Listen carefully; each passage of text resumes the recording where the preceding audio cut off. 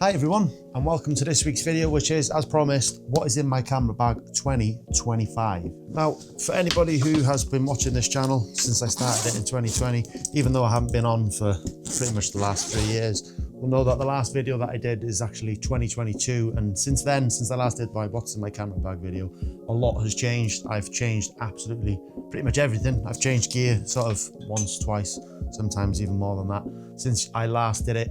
Before, as people will realize, I used to be a Nikon shooter, but that's all changed. But going into the same thing, which most people will realize is the actual bag itself is the same. It is the Lowepro ProTactic 450 AW version 2. AW is all weather. It does have a sort of weather sealed sort of side pouch which goes over the bag to protect it from rain cover. I've never really used it within that sort of predicament. I always kind of look after my gear and make sure that I've got a good camera bag, but also making sure that everything within the bag is properly maintained, properly looked after, everything's safe and secure. So I just pretty much stuck with it. So pretty much the bag itself is the only thing that I've actually stuck with since 2022. So yeah, AW 450 Lowepro ProTactic 450 AW version 2. So since I last made a video, I used to be, as I said, a Nikon shooter, but I did actually swap over to the dark side, and now I shoot with what is the Canon R6. My reasons for changing over to this camera basically was it's just I needed a hybrid. I am predominantly a wedding shooter. I shoot wedding films, I shoot wedding photos. So I needed a camera that was basically going to do both and to a high quality standard. Not disrespecting Nikon in any way, but what I got to say is that I had sort of their first generation of mirrorless camera, which was the Z6. I know there's like Z6 2 and 3s now, but I had the original Mark 1 version. Incredible camera, built at my business, got obviously laid a strong foundation in my business, but since then I did change purely. I wanted to go over to Canon. I did try the R6 while I was on my wedding season. I did actually meet a couple of wedding photographers that actually shoot this and use this camera. This is the Mark 1, but obviously I would like to change her. I do have plans to change to a Canon R3, which is what I'd really love to do, and make this my backup camera. At the moment, my backup camera is the Canon RP. This is a bit of a smaller body, a bit of a smaller camera compared to its sort of big brother, the R6, but side by side, they're kind of similar. There are similarities. Basically, this is my A camera and this is my B camera. So the B camera is the RP and obviously the R6, which is my main camera. I have done absolutely loads of this. I think I changed it in the summer, or I got it within the summer of 2021, I want to say. I did buy this first, bought this body, no lenses to go with it, but I obviously now have transitioned over to the RF lenses, which we'll get into in a minute. But yeah, A camera, which is the Canon R6, absolutely phenomenal camera. Big shout out to Canon. This thing is an absolute tank.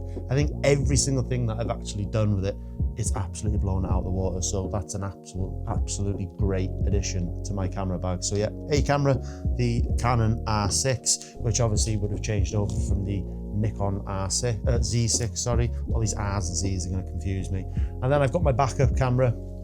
Predominantly what I use this for is it just sits in my camera bag. If anything happens in a wedding, something was to happen to my main body, straight away the second body comes out, which is the RP. I have to admit, I do want to get rid of this camera. I just don't feel any connection to it. I just don't have any love for this camera. But ideally, in a perfect world this season, as YouTube progresses, and obviously I do more weddings this season, hopefully I can save a couple of pennies to get the R3, which is the big square pro body. I want the R3 to be my main camera, and then I want to downgrade this to be my B camera, which obviously is a fantastic camera to have. RP, hopefully it just stays. It's not likely going to stay within my kit this year, but I would like to change out and get rid of this camera, get some bucks for it while I still can. So they're basically what I shoot with now. I shoot with the Canon R6 and the Canon RP. Lenses to go with it. Basically what I wanted was what I called my dream lens. It was the lens that I've always wanted.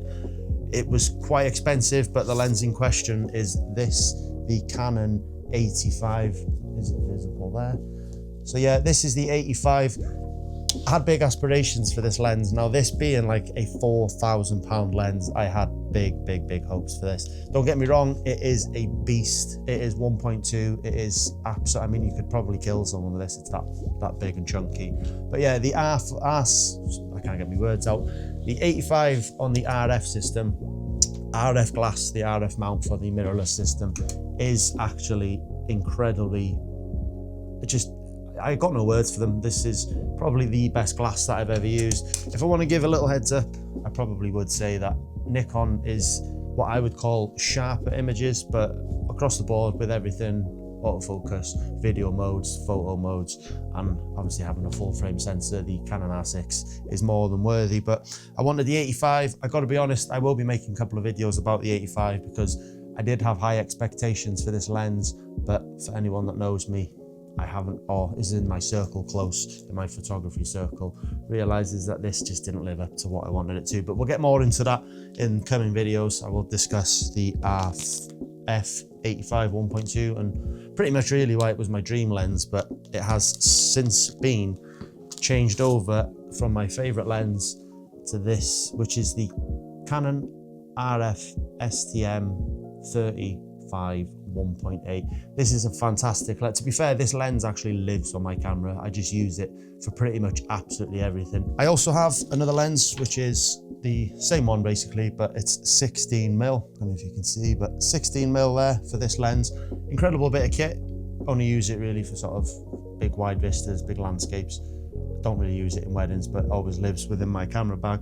Those are the I have three lenses. I've got 35, 16 and an 85. They're the three that I have with this Canon system, so they live in my camera bag permanently.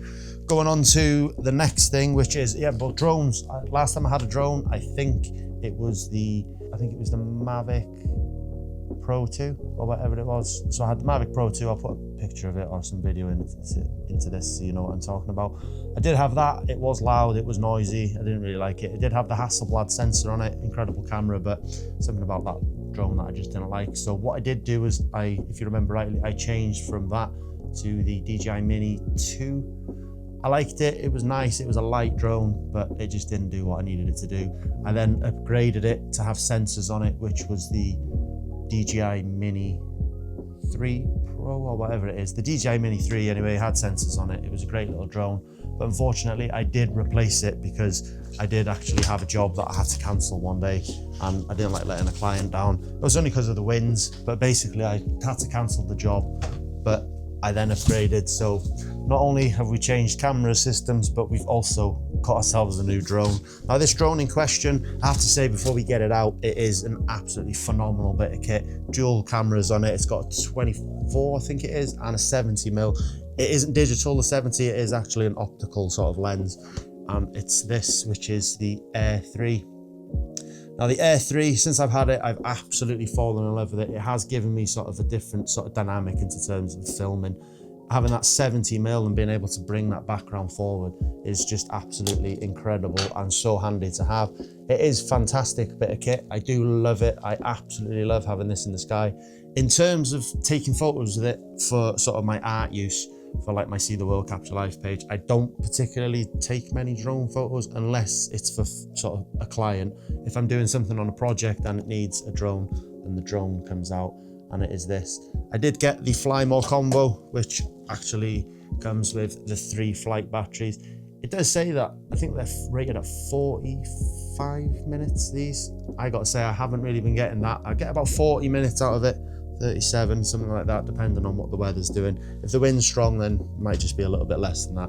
I also have the big RC, so I wanted the one with the screen. Ideally, the one with the screen was better because whenever I was using my phone, or anyone that's been using DJI drones before with their phone will realize that it absolutely drains the power on your phone. But yeah, I just, like I said, decided I couldn't use the DJI Mini 3 Pro or whichever one it was.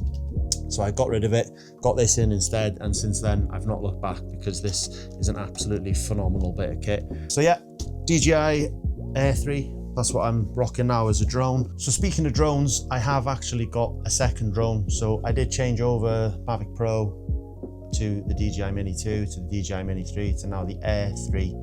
And I did actually have a little moment of weakness where I bought another one. Once again, it is the Fly More combo. I always go for the Fly More combo just so that you get more hours up in the sky, which is great. Extra batteries, extra bits and bobs that come with it. You get a controller and stuff. But the drone in question now is actually the DJI Avata 2. I bought this because I wanted to incorporate some FPV kind of shots into it. I got to be honest, this has probably been in the sky maybe around, I'd say 15 times, no more than that. I am currently taking this out and I'm testing it. I haven't got any ND filters for it. I don't actually have any yet, but at £60, I need to kind of realize whether or not I'm going to use this. So I'm taking it out for tests at the moment, checking or not whether or not it's going to be sort of integrated into my workflow. And if it is, it stays. If it's not, it goes. But if it does stay, I will be getting ND filters for this, and I probably will make some videos about that in the future. Obviously, you've got your goggles. You have the goggles that come with it. These are pretty cool. They're nice and comfortable. They've got the defog system, so if you do haze up while you're out and about, these things are fantastic. Highly, highly, highly recommend the DJI Avata 2. And obviously with DJI, everything you get is absolutely first grade in terms of build quality. 3 batteries, as I said, you know, the batteries on it, you know, they say these times on them. I think these are rated at about 25 minutes, 30 minutes. These ones, basically, I get quite a good whipping around when I do take this drone out, and they do sort of come up trumps, so never have any issues with that.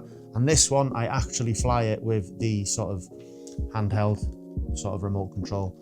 I do sort of think it's quite an immersive sort of experience to use this. It is a nice bit of kit, I do like it, but I don't know. Drop me in the comments if you think I should upgrade the Avata 2 and get, I know that if you go onto the other remote that comes with the other drones, I'm not sure which one it is, but the non sort of handheld one, that one basically unlocks this drone, which allows it to go quite faster. It does unlock sort of another sort of 15 miles per hour, so I'm told. So if anybody's got a DJI Avata 2 and is not using the handheld remote, if it is worth getting the proper FPV remote, please let me know in the comments below. Like I said, I am out and about with this drone at the moment, trying to sort of see whether or not I can use it. And if I do use it, it'll stick around. Now back to the camera bag. Let's have a little delve into sort of what we've got hidden in here.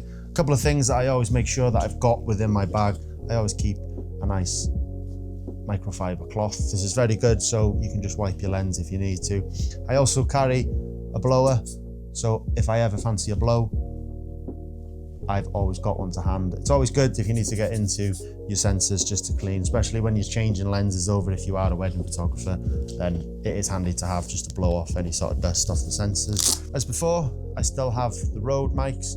I use these for filming weddings. Basically, I pop these on the groom, or if I'm doing a podcast or something, I always use these. At the moment, as you can tell, I do have the DJI one, and you're currently watching me on the DJI Osmo Pocket 3. This is my latest and greatest camera. Fantastic bit of kit. I will be doing more videos about that as the weeks go on, so stay tuned for it. I won't bore you to death for that one. So yeah, kept the Rode Wireless Go Mic 2, whatever they are, whatever this one is. I still got them. Fantastic bit of microphones. What else have we got? I still use the sort of shotgun mic. I do have the Rode. It's been so long since I've had this, the Rode Mini, the Go 3, 2, whatever it is. I use this, so if I am doing something where I'm doing handheld shots with the R6, then this goes on top just to make sure you got crisp audio. Still using the Zoom H1N. I use this just to capture any sort of audio, or if I put it as a backup in a wedding ceremony, if I'm filming that, and something happens to my main camera, or I lose something on the SD card, I use this just to make sure that I've got a backup. Nice little recorder. It's got the sort of microphone pop mic on the top. Also do have a dead cat. Don't know where that is. It's here somewhere. I think it's in my drawer. But I use this, record the sound. You've got good clean audio. I also do still have, a little bit dirty, excuse the mess. I still have Osmo. I think this is DJI's first Osmo Action. I'm pretty sure it is. Let me know in the comments if it's not. I pretty much don't use this, but I've got ideas to do a POV video in the coming weeks. A couple of places around Anglesey where I live that I want to do a few POV videos, so it'll be coming through to that, as well as the vlogging camera which you guys are on at home, which is the DJI Osmo Pocket 3. Filters, I do always make sure that I've got filters, so I use Peter McKinnon's variable ND 2 to 5 stop. I've had this so long now, unbelievable bit of glass. just allows me to shut down my shutter speeds if I'm out and about filming in bright daylight. Incredible. It was expensive, but absolutely worth its weight in gold. And I keep that safely within my bag at all times. I do have a CPL, so circular polarizer. I also have an ND1000. I keep this just in case I'm doing any long exposures. I do actually want to restart doing long exposure photography. I have kind of neglected it a little bit in these last few months, so I'd like to get back into that in the coming weeks.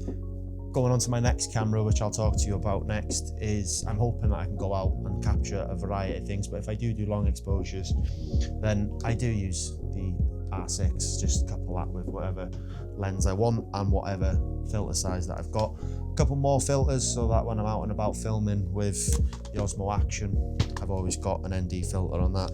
Plenty, as all photographers know. Most of my cards are spread out all over my desk, but making sure that you've always got plenty of ND filters, that you've always got lots of storage for your cameras. Always have these in abundance. It's a little bit annoying when you know you've got to spend a little bit of money, but you have to get these memory cards. Now the RP does come with a single slot for a memory card. That's why I tend not to want to use this. This just comes out in an emergency, in a wedding. I do actually film the ceremonies on this. It is good enough to do it. It doesn't have D-Log or anything on it, but picture profile is okay on it and it is manageable, but it's just to record the actual ceremony. But one card slot, which I don't really like being a professional photographer for weddings. I don't like it, but that's just what we've got to live with. Like I said, R3 is hopefully going to come this year, fingers crossed. If not, then next year the R3 will definitely be within my kit bag. My latest addition now, in the last couple of sort of weeks, months, sort of back end of 2024, I kind of realised that I fell out of love with photography a little bit. Now, being a photographer, that probably does sound a little bit crazy to most of you, but I needed to separate my work cameras from my everyday camera. Now you hear these videos and the EDCs, everyday cameras. You are only as good as the camera that you have in your hand. But what I needed something small, compact. I didn't really want to buy another camera, but I knew that if I needed to sort of re-spark myself within photography, I needed to break the relationship from this being my everyday camera in terms of films, wedding shoots, portrait shoots, whatever I'm working on. This is the camera that comes with me. But when you're out and about, when you're not doing something professional and you just want to go out and you just want to take pictures, it is hard to break that kind of, this is work equipment, to then try and use it recreationally. So rather than use this, I did go out and I bought myself a new camera, which will sort of, it'll be used on this channel heavily. I am hoping that the next video that I do is about this camera, but I bought it purely because it's small, it's compact, it's got a powerful sensor on it. It is an APS-C sensor. It is fantastic. I've taken it out. I've absolutely fallen in love with it. I do have accessories coming for it, but the camera in question, I should say, is the Ricoh GR3X. I got the X because, as I said, I do love the 35 focal length. I've fallen in love with 35mm. I did have a 35 for my Z systems on the Nikon, if ever you remember. So I do like being at 35. I fell in love with the RF 35 for the Canon, and I chose the GR3X over the GR3, which I think is full frame equivalent. I think, is it 28mm? If I'm wrong, let me know in the comments. But since using this camera on a day-to-day basis, I've captured absolutely everything, but I'll get into that a little bit later on. That light never ever stays on for too long. I need to get a battery bank for that. So the Ricoh GR3 is a fantastic little camera. I absolutely love using this camera. It's so small, so light, so compact, but yet being small, it does pack a punch. That's basically it. Thank you for watching. 2025, it's been 3 years since I've seen you all last, but stay tuned. Lots and lots of stuff to come on this channel. And yeah, basically, as I say, guys, see the world, capture life. Give everything a follow down below. My Instagrams and all my Facebook handles are all down below. But once again, thank you, and I will see you all on the next one. Peace.